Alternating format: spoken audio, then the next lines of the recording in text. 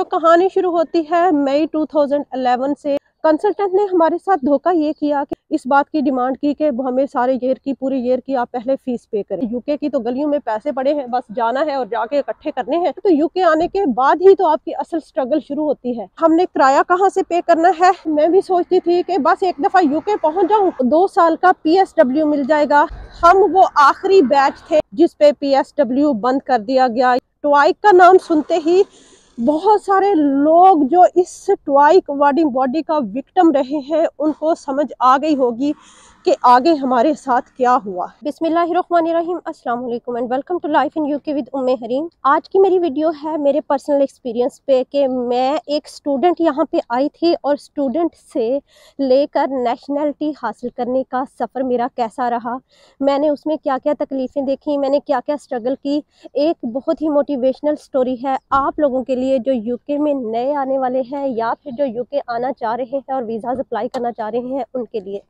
तो ये वीडियो लाजमी देखिएगा क्योंकि इसमें बहुत से लाइफ के ऐसे एस्पेक्ट्स हैं जिसको आप भी देखेंगे तो आप उनसे थोड़ा सा तो कम से कम, ज़्यादा नहीं तो थोड़ा सा तो सबक हासिल करेंगे कि आपने कहाँ कहाँ पे आपने किन किन चीज़ों को अवॉइड करना है ताकि आपका सफ़र स्मूथली गुजरे। तो पहले अगर आपने मेरा चैनल अभी तक सब्सक्राइब नहीं किया तो जल्दी से कर लीजिए क्योंकि मच मोर इस चैनल पे आपके लिए है वो चीज़ें जो आप लोग सुनना चाहते हैं, जो आप जानना चाहते हैं वीज़ा इन्फॉर्मेशन के मतलब, नेशनलिटी से रिलेटेड कि नेशनलिटी कैसे हासिल करनी है, कौन से डॉक्यूमेंट्स चाहिए और आपने स्टेप बाय स्टेप किस तरह से यहाँ पे यूके में सेटल होना है, ये सारी आपको इन्फॉर्मेशन इसमें मिलेगी।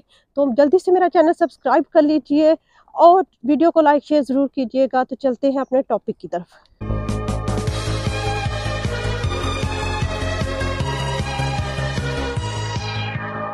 तो कहानी शुरू होती है मई 2011 से। 2011 में मेरे डॉक्यूमेंट्स रेडी किए गए, वीज़ा के लिए स्टूडेंट वीज़ा पे अप्लाई किया गया यूके में। कंसल्टेंट के थ्रू हम लोगों ने अप्लाई किया था। बाद में हमें इस चीज़ का आज तक रेग्रेट है कि हमने कंसल्टेंट के थ्रू अगर ना अप्लाई किया होता तो शायद हमारे बहुत सारे ऐसे जो तकलीफ़ हमने देखी हैं जिसकी वजह से हम लोग इतना स्ट्रगल करते रहे शुरू में ही, तो वो शायद हम उनसे बच जाते और हमारे पैसों का भी ज़िया ना होता इतना। तो यूनिवर्सिटी में मेरा वीज़ा अप्लाई किया गया प्री MBA में, लेवल 7 का वीज़ा था ये। तो जो मुझे कोई 12 या 16 डेज़ के अंदर मेरी फ़ाइल वापस आ गई थी, वीज़ा लग के बहुत ही क्विक रिस्पांस मिला था और मेरा वीज़ा लग गया था। कंसल्टेंट ने हमारे साथ धोखा ये किया कि उसने कहा कि आपकी वाइफ का पहले वीज़ा अप्लाई करेंगे और स्पाउस का बाद में करेंगे ताकि आपकी वाइफ पहले यूके जाएंगी, वहाँ पे यूनिवर्सिटी में इनरोल होंगी। इनरोलमेंट लेटर जब आपकी फ़ाइल के साथ सबमिट होगा तो फिर आपका वीज़ा लगेगा, नहीं तो ऐसे आपका वीज़ा नहीं लगेगा और आपकी फ़ाइल हम सबमिट नहीं करवाएंगे। तो आप भी जानते हैं कि जब आप लोग फंसे हुए होते हैं कंसल्टेंट के हाथों तो आपको यही लगता है कि जो कंसल्टेंट कह रहा है वही सच है क्योंकि आप पैसे लगाने वाले होते हैं, पैसे लगा रहे होते हैं। तो आपको होता है कि किसी ना किसी तरह से वीज़ा लग जाए। अगर कंसल्टेंट कह रहा है वीज़ा नहीं लगेगा तो जो लोग इस प्रोसेस से गुजर चुके हैं वो इस सिचुएशन को अच्छी तरह से समझते हैं कि उस वक्त की सिचुएशन इंसान की क्या होती है कि वो आंख बंद करके कंसल्टेंट की हर बात को मानता है। एनीवेज मेरा वीज़ा लग के आ गया, टिकट्स हो गए, मैं यहाँ पे यूके आ गई। यूके में आके इनरोल हुई तो उन्होंने, जब मैं यूनिवर्सिटी में इनरोल हुई और उनसे इनरोलमेंट लेटर मांगा तो उन्होंने मुझसे पहले ईयर 1 की फ़ीस मांग ली। तो उन्होंने सबसे पहले मुझसे इस बात की डिमांड की कि हमें सारे ईयर की पूरी ईयर की आप पहले फ़ीस पे करें। अब मेरे पास एक पैसा भी नहीं था, मैं वहाँ पे परेशान बैठी कि अब मैं क्या करूँ और पीछे इन लॉज और मेरे हस्बैंड वहाँ पे परेशान कि अब किस तरह से इनका वीज़ा अप्लाई करें। वहाँ से कंसल्टेंट बार बार इसी बात पे इंसिस्ट कर रहा था कि इनरोलमेंट लेटर के बगैर मैं वीज़ा अप्लाई नहीं करूँगा क्योंकि मैं ज़िम्मेदारी नहीं लूँगा। फ़ाइल तो सबमिट आप करवा दें लेकिन मैं इस बात की ज़िम्मेदारी नहीं लूँगा कि आपका वीज़ा लगेगा या नहीं। एनीवेज किसी तरह से मैंने रिक्वेस्ट की यूनिवर्सिटी को कि हम 2 महीने के अंदर अंदर आपको ये सारे पैसे पे कर देंगे क्योंकि उस वक्त मैं भी बहुत एक्साइटेड थी और मैं भी आके यही, बाकी जितने भी यूके में आने वाले हैं वो समझते हैं कि हम जाके यूके में ये कर लेंगे वो कर लेंगे। यूके की तो गलियों में पैसे पड़े हैं, बस जाना है और जाके इकट्ठे करने हैं और जाके फीसें भी पे कर देनी है, अय्याशी भी करनी है, गाड़ियाँ भी घूमनी है, तो गाड़ियों पे भी घूमना है और बहुत सारी हर जगह पे पिकनिक भी मनानी है और बहुत सारे ऐसे अय्याशी करनी है, सैरें करनी है तो जी आप चले जाएं, हम यूके बस पहुंच जाएं एक दफ़ा। लेकिन उन लोगों को ये नहीं पता कि जब आप यूके आते हैं तो यूके आने के बाद ही तो आपकी असल स्ट्रगल शुरू होती है। यानी जब तक आप मैदान में नहीं आएंगे तो आपको क्या पता चलेगा कि मैदान की सख्ती क्या है। कि एक कोल्लू के बैल की तरह है कि कोल्लू है और आप एक बैल है, बस सारा दिन आंखों पे पट्टी बांध के आप काम करते रहे और बस आपको ना नींद का पता, ना चैन का पता, ना सुकून का पता, ना आपको खाने पीने का पता।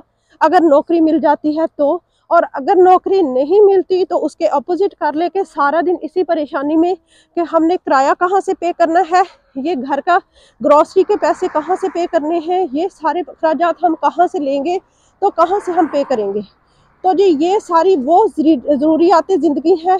और कहाँ से फीसें पे करेंगे ये तो मैं भूल ही गई, जो सबसे बड़ा यहाँ पे स्टूडेंट्स के लिए मसला है। और ना सिर्फ स्टूडेंट्स के लिए, वर्क परमिट पे आने वालों के लिए भी। किसी को अगर 2.5 साल का 2 साल का वर्क परमिट मिलता है तो वो उनको आगे अपना वीज़ा एक्सटेंड करने के लिए या तो उसी कंपनी, अगर वो कंपनी आपको वर्क परमिट आपका बढ़ाती है तो ठीक है, अगर नहीं उसके पास ऑप्शन उस कंपनी पे वो आपको रिजेक्ट कर देती है तो आपको फिर एक नया अपना एम्प्लॉयर ढूंढना पड़ेगा और बहुत सारी ऐसी चीज़ें। तो ऐसा ही हम भी सोचते थे, मैं भी सोचती थी कि बस एक दफ़ा यूके पहुंच जाऊं, 2 महीने के अंदर अंदर मैं आपकी फ़ीस भी पे कर दूंगी, हम लोग घर के खर्चे भी उठा लेंगे, हम लोग बिल वगैरह भी पे कर देंगे, हम लोगों के ट्रांसपोर्ट के खर्चे भी निकल आएंगे और ऐसे बहुत से खर्चे। फिर क्या हुआ, बहरहाल यूनिवर्सिटी ने मेरी बात को मान लिया क्योंकि मैं उनकी स्टूडेंट थी और रेगुलर आ रही थी पिछले 1 महीने से। और मेरे हस्बैंड वहाँ पे फंसे हुए थे 1 महीने से, उनका वीज़ा नहीं अप्लाई हो रहा था, ना ही एजेंट जो है इस बात को एक्सेप्ट कर रहा था कि इनरोलमेंट लेटर के बगैर वीज़ा अप्लाई किया जाए। बहरहाल उनका इनरोलमेंट लेटर मैंने पहुँचाया इधर से लेके यूनिवर्सिटी से और मेरे हस्बैंड का वीज़ा अप्लाई कर दिया गया।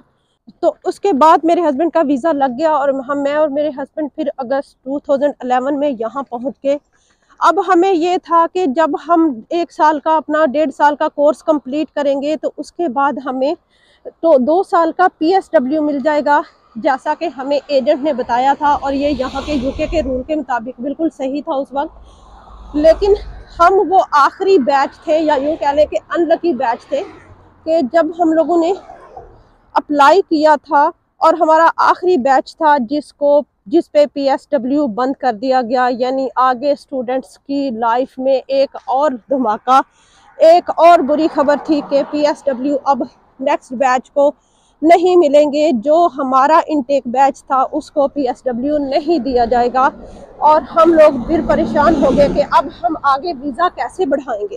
इसी तरह से चलता रहा। जैसे ही मेरी डिग्री कंप्लीट हुई तो डिग्री कंप्लीट होते ही आगे वीज़े की टेंशन हमें पड़ गई थी कि हम आगे वीज़ा कैसे इंक्रीज़ करेंगे, कैसे एक्सटेंड करवाएंगे। तो उसके लिए आपको फिर से आइल्स करना पड़ेगा, लेकिन हमारे पास इतने पैसे बाकी नहीं बचे थे कि हम आइल्स कर सकते, तो हम आइल्स की फ़ीस पे कर सकते। तो हम लोगों ने क्या किया, किसी ने हमें बताया कि आइल्स के अलावा यहाँ पे और भी बहुत सारे इंग्लिश के सर्टिफिकेट्स हैं यूके होम ऑफिस जो है एक्सेप्ट करती है। तो उनमें से एक सर्टिफिकेट आप कर सकते हैं जिसकी आप 1 दिन पहले भी अपनी बुकिंग करवा सकते हैं। किसी तरह से मेरे हस्बैंड ने पैसे अरेंज किए और हम लोगों ने यहाँ पे ट्वाइक के नाम से एक अवार्डिंग बॉडी थी जिससे हमने इंग्लिश का सर्टिफिकेट बुक करवाया।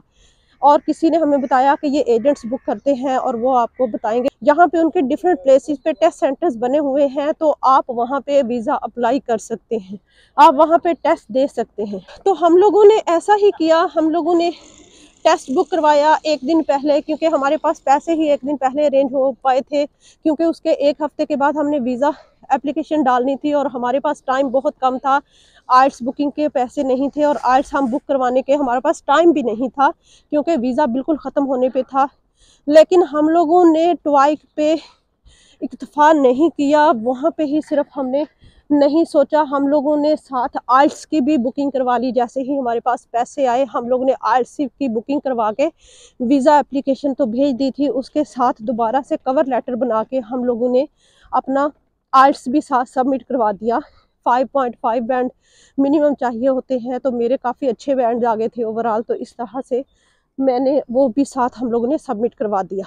ट्वाइक का नाम सुनते ही बहुत सारे लोग जो इस ट्वाई अवॉर्डिंग बॉडी का विक्टिम रहे हैं उनको समझ आ गई होगी कि आगे हमारे साथ क्या हुआ, क्योंकि थाउजेंड्स ऑफ स्टूडेंट्स को इन्होंने यूके होम ऑफिस ने ट्वाई अवॉर्डिंग बॉडी से इंग्लिश सर्टिफिकेट पास करने की वजह से डिपोर्ट कर दिया। क्योंकि इंग्लिश सर्टिफिकेट बाद में यूके होम ऑफिस ने जब ट्वाई की अवॉर्डिंग बॉडी के प्लेसेस पे छापा मारा तो वो सारे फेक निकले। ये यूके बीबीसी की न्यूज़ अगर आप चेक करें ट्वाई के सिलसिले में तो आज से 10 साल पहले, 11 साल 12 साल पहले में आप देखेंगे तो उसमें ट्वाई के बहुत सारे विक्टिम्स ऐसे थे जो रियल स्टूडेंट्स होने के बावजूद भी सिर्फ इस वजह से डिपोर्ट कर दिए गए क्योंकि उन्होंने ट्वाई से इंग्लिश का सर्टिफिकेट पास किया था और सबमिट करवाया था। हम भी उनमें से एक थे, लेकिन हमारे साथ लकी चांस हमारा ये हो गया, हमें इस वजह से उन्होंने अपील का मौका दे दिया, हमारा भी वीज़ा रिवोक कर दिया गया। 2014 में हमारा वीज़ा रिवोक कर दिया गया सिर्फ इसी बेस पे कि आपने हमें ट्वाई का आप लोगों ने एग्ज़ाम दिया है, इस वजह से आपका वीज़ा रिवोक कर रहे हैं और आपके पास 60 डेज़ है अपना नया वीज़ा एक्सटेंड करने के लिए, रीन्यू करने के लिए या फिर यहाँ से मुल्क छोड़ के जाने के लिए। तो जब हमने ये सुना हम बहुत परेशान हो गए। लेकिन अब आपको एक बहुत ही हैरानकुन बात बताऊं कि यूके होम ऑफिस ने ये हमें कोई लेटर नहीं भेजा, कोई फ़ोन नहीं किया, कोई उन्होंने अपना वेबसाइट पे नहीं डाला, बल्कि हम लोगों ने जब देखा कि जब सब लोगों के वीज़ा रिवोक हो रहे थे तो हम लोग भी बहुत परेशान हो गए थे कि हम लोगों ने भी ट्वाई से एग्ज़ाम दिया है और वही सबमिट करवाया है, तो क्या हमारा भी वीज़ा रिवोक हो जाएगा, क्योंकि हमने तो साथ आइल्स भी सबमिट करवाया था। इस वजह से किसी ने हमें मशवरा दिया कि आप होम ऑफिस को कॉल करें। हम लोगों ने होम ऑफिस को कॉल की तो उन्होंने बताया कि आपका वीज़ा तो इस डेट से रिवोक हो चुका है और आपके पास सिर्फ 1 वीक बाकी बचा है, यानी आपका वीज़ा बहुत जल्दी ख़त्म होने वाला है। 60 डेज़ पहले आपका जो है वो लेटर हमने इशू कर दिया था, तो आपके पास सिर्फ 1 वीक बचा है जिसमें आपने अपना वीज़ा रीन्यू करवाना है और एक्सटेंड करवाना है। हम लोगों ने उनसे बात की कि हमें तो लेटर ही नहीं मिला, हम लोगों ने तो ना हमारे होम एड्रेस भी बिल्कुल, हम लोग हर वक्त आपको जहाँ जहाँ पे भी हम रहे हैं हम लोग साथ साथ आपको इन्फॉर्म करते रहे हैं, अपडेट करते रहे हैं होम एड्रेस, तो फिर हमें लेटर क्यों नहीं मिला। उन्होंने कहा कि हमारी इधर लिस्ट में आ रहा है कि जी आपको लेटर मिल गया है। होम ऑफिस ने ये खेल बहुत सारे स्टूडेंट्स के साथ खेला, उनमें से एक विक्टिम हम भी थे। तो इस तरह से ये हम लोग भी जो है परेशान हो गए कि 1 हफ्ते के अंदर अंदर अब हम कहाँ से वीज़ा, ना कोई अपॉर्चुनिटी ना कोई, और हमारे पैरों तले ज़मीन और सर से आसमान निकल गया। हमें समझ नहीं आ रही थी, हम भी यारों मददगार, फिर हमारे पास सिर्फ 1 हफ्ता था यूके में रहने के लिए, या तो हम इलीगल हो जाते या फिर एम्प्लॉयर जो है ढूंढते और उस पर वर्क परमिट कर लेते, या फिर हम लोगों के पास तीसरी ऑप्शन थी कि हम किसी यूनिवर्सिटी का स्पॉन्सर लेटर हमें मिल जाता तो वो हम कर लेते। लेकिन उन 1 हफ्ते के अंदर भी हमारे पास सिर्फ 5 दिन थे, क्योंकि 2 दिन हफ्ता और अतवार यूनिवर्सिटीज़ बंद होती हैं, तो हमारे पास सिर्फ 5 डेज़ थे जिसमें हमने कैश लेटर यानी यूनिवर्सिटी का स्पॉन्सर लेटर जो है वो अरेंज करना था। फिर हम लोगों ने डिफरेंट एजेंट्स वगैरह, यहाँ पे कंसल्टेंट्स, यहाँ पे बहुत सारे लोगों से कांटेक्ट किया फ़ौरन ही, तो अल्लाह पाक ने शायद हमें रास्ता दिखा दिया, हमें मदद मिली। किसी ने हमें बताया कि आप फलां बिल्डिंग में चले जाएं, उसमें बहुत सारे एजेंट्स बैठे होते हैं, तो उनके पास यूनिवर्सिटीज़ के कैश लेटर होते हैं और वो आपका वीज़ा अप्लाई करने में आपकी हेल्प कर सकते हैं, आपका वीज़ा एक्सटेंड करने में आपकी हेल्प कर सकते हैं। तो इस तरह से हम लोग चलते गए। सैटरडे का दिन था, हमें समझ नहीं आ रही थी, एक अपॉइंटमेंट सिर्फ बाकी थी। वहाँ पे जब गए तो उसने हमारा कैश लेटर तैयार किया हुआ था और उसी दिन हमने वीज़ा एप्लीकेशन सबमिट करवा दी एक्सटेंशन की। हमारा वीज़ा पहला वाला रिवोक हुआ था, उसमें होम ऑफिस ने हमें राइट ऑफ अपील दिया था। अब हम आगे थे अपने उस पहले वाले केस की तरफ, तो उसको हम लेके गए एक सोलिसिटर के पास। किसी ने हमें एक अच्छे सोलिसिटर का मशवरा दिया जो कि बहुत ही सस्ते में ये काम करके देता था और नए आने वाले स्टूडेंट्स की, या कह लें कि उन स्टूडेंट्स की मदद करता था। अल्लाह ताला उनको जज़ाए खैर दे। वो इंडियन थे, मैं इंडिया से नहीं हूँ, मैं पाकिस्तान से हूँ, लेकिन मैं तारीफ़ करूँगी मैं उनकी। उन्होंने हमारी जो मदद की वो शायद कोई भी होता तो ना करता। उन्होंने ये नहीं देखा कि ये पाकिस्तान से हैं, उन्होंने सिर्फ ये देखा, उन्होंने कहा कि आपके पास जब पैसे हों आप हमें पे कर देना, और थोड़े बहुत पैसे चाहे पहले पे कर दें, हम आपका वीज़ा एप्लीकेशन, हम आपका केस लड़ेंगे। अल्लाह भला करे उनका। उनको हमने अपना केस दिया। उनके पास बहुत सारे आगे बैरिस्टर्स भी होते हैं। वो एक फर्म थी, फर्म से वो का जो डायरेक्टर था वो एक शरीफ इंसान था, नेक इंसान था। उसने पता नहीं कितने लोगों के वीज़ा इस तरह से एप्लीकेशंस को सबमिट करवा दिया। अल्लाह पाक ने हमारा दाना पानी इस मुल्क में अभी भी लिखा था, जिसकी वजह से हम लोग जो है वो यहाँ पे सेटल होने का या यहाँ पे रहने का हमें एक और चांस मिल गया। हमारा केस शुरू हो गया। जब मैंने अपना पेपर वर्क पढ़ा, बहुत सारी ऐसी गलतियां थी होम ऑफिस की तरफ से। जब मैंने अपना टॉइक का अपना सर्टिफिकेट देखा तो उसके ऊपर लिखा हुआ था कि ये ब्रिटिश नेशनल है, तो मैं बहुत ही हैरान हुई कि मैं तो ब्रिटिश नेशनल हूँ ही नहीं। तो एक अच्छा पॉइंट मुझे मिल गया केस को विन करने के लिए, लेकिन ये पॉइंट ढूंढते ढूंढते हमें 2 साल गुजर गए। हम लोगों को उन्होंने डिटेंशन में डाल दिया, डिटेंशन सेंटर जाते रहे साइन इन करने के लिए, लेकिन हम लोग इलीगल नहीं होना चाहते थे। हम लोग ये सारी तकलीफ़ें इसलिए बर्दाश्त करते रहे कि हम लोग राइट पे थे, क्योंकि हमारे दिलों में चोर नहीं था। हम लोगों ने जो भी किया ओरिजिनल किया, और हम लोगों ने अपने बलबूते पे किया था। तो यही चीज़ हम लोगों को जो है वो आगे इनकरेज करती थी कि जब हम लोगों ने यहाँ पे कुछ गलत किया नहीं है तो फिर हम किस चीज़ से डरें। इस वजह से हम लोग अपना केस भी लड़ेंगे और इंशाल्लाह जीतेंगे भी। एनीवेज, इस तरह से फिर केस की सुनवाइयाँ होती रही। 2 साल गुजर गए। 2017 में जो है हमारा केस जो है रिफ्यूज़ हो गया था। तो हम लोगों ने हाई कोर्ट में जाके वो केस दायर किया, और उसमें फिर हम लोगों ने फिर से डॉक्यूमेंट्स रेडी किए, फिर से बैरिस्टर हायर किया, फिर से पूरी फाइल रेडी की, फिर से पॉइंट्स निकाले कि किस बेस पे हम लोग ये केस आगे लेके जा रहे हैं, क्योंकि हमारा फैसला हमारे हक में जो नहीं आया वो गलत है, क्योंकि हम लोग हक पे हैं और हमारे साथ ये नाइंसाफ़ी हो रही है। केस की सुनवाई आ गई, वहाँ से फिर हम लोगों ने केस विन किया। होम ऑफिस के पास भी ऐसा कोई रिकॉर्ड नहीं था कि उन्होंने हमें लेटर भेजा है, तो हमारा वो टाइम पीरियड भी सारा लीगल हो गया, और इस तरह से हम लोगों के 10 साल कंप्लीट हो गए यहाँ पे। हम लोग ऐसे विक्टिम थे जो गुनहगार ना होते हुए भी उस गुनाह की सज़ा काट रहे थे जिसको हमने किया ही नहीं। बाद में कंपनसेशन के नाम पे क्या मिलना था जी, कोर्ट कहता था कि ये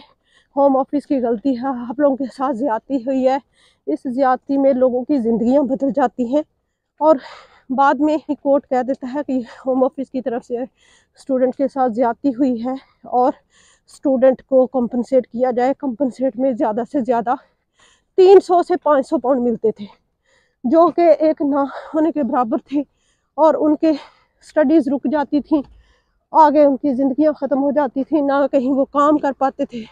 तो 10 साल के बाद हम लोगों ने केस विन कर लिया, और उसके बाद फिर हमारे 10 साल भी यहाँ पे कंप्लीट हो गए थे, तो हम डायरेक्ट जो है इंडेफिनिट के लिए अप्लाई कर सकते थे।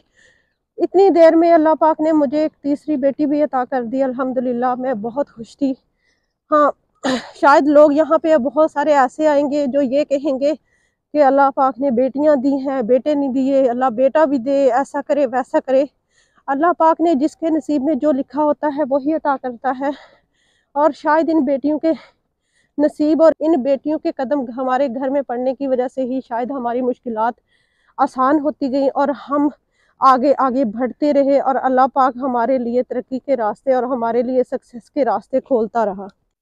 तो इस तरह से हम लोगों ने 10 साल के बाद जो है वो इंडेफिनिट के लिए अप्लाई किया। मेरे हस्बैंड ने तो पहले ही अप्लाई कर दिया था, क्योंकि उनके काम का बहुत हर्ज हो रहा था।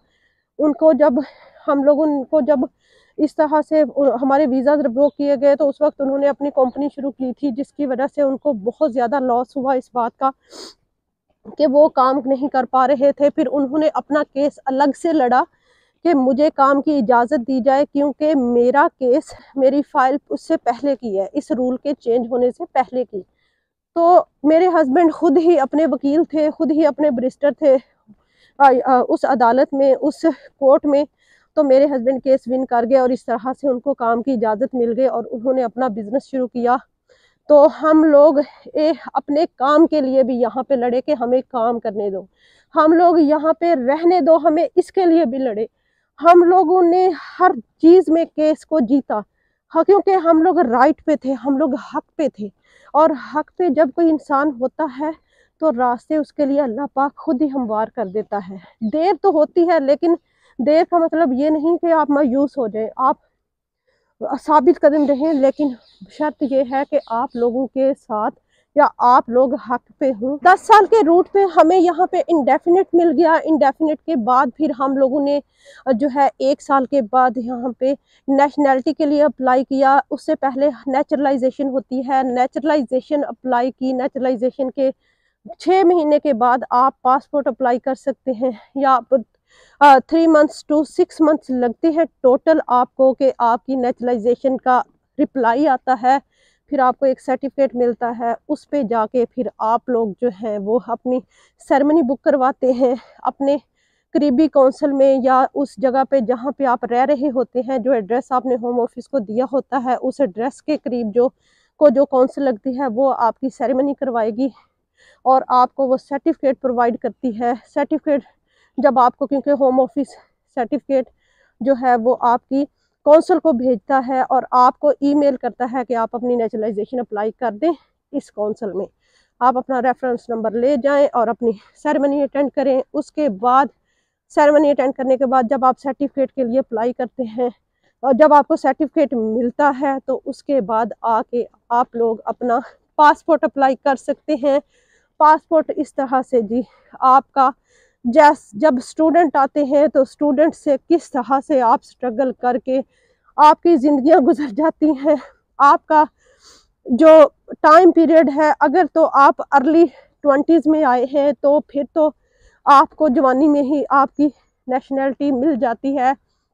लेकिन अगर आप 30s में यहाँ पे आते हैं तो ये मत भूलें कि यहाँ पे आपको 10 से 12 साल कम से कम लग जाएंगे आपकी नेशनैलिटी मिलने तक के, और उसके बाद आपको मिलेगी नेशनैलिटी। और तब तक आप अपने लेट 40s में पहुँच जाएंगे, जो कि उम्र का वो हिस्सा होता है जब फिर आप लोग थकना शुरू हो जाते हैं ज़िंदगी में।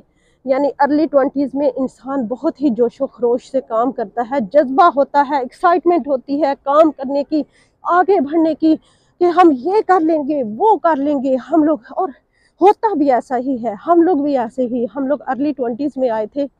मैं और मेरे हस्बैंड शादी के फ़ौरन ही बाद, हम लोग कोई 1 महीने के बाद ही हम लोग ने अप्लाई किया था। हमारे डॉक्यूमेंट्स तो पहले ही बन गए थे क्योंकि हमारा निकाह पहले हुआ था। तो उसके बाद हम लोगों ने डॉक्यूमेंट्स रेडी किए और शादी के 1 महीने के बाद ही हम लोग यहाँ पे शिफ्ट हुए।